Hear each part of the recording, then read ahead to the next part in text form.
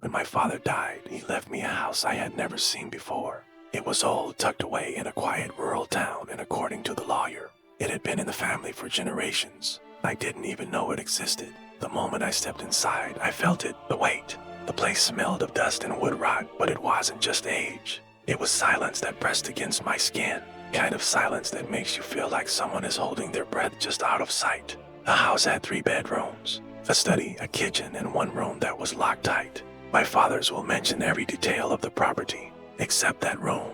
No key in the drawers, none in the safe, nothing.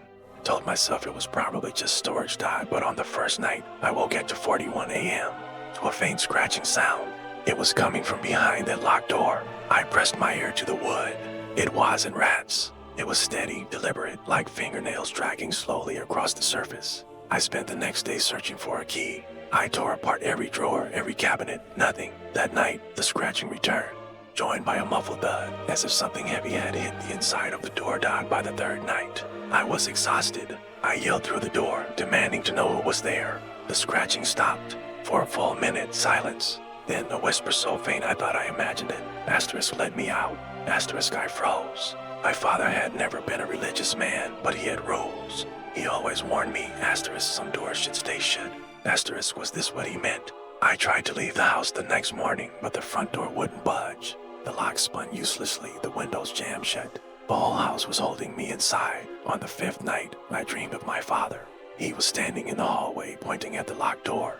"You're next," he said. When I woke, my fingernails were bleeding, as if I had been scratching wood in my sleep.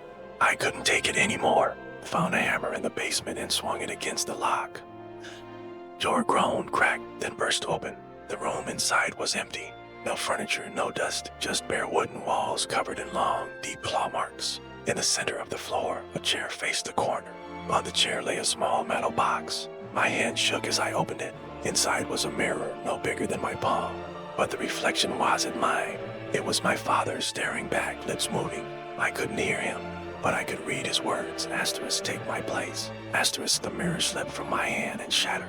The house groaned, the walls shuddered, and the lights went out when they flickered back on. The chair in the corner was no longer empty. It held me.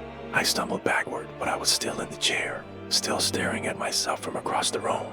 My body stood near the door, while another me sat frozen, mouth open in a silent scream. I ran, or at least, I thought I did. But no matter how far I moved, I was still in that chair, still watching myself leave. Now it's night again. 2:41 a.m. the scratching has started once more, only this time it's coming from inside my chest. And just like every night, the house is waiting for me to take my father's place.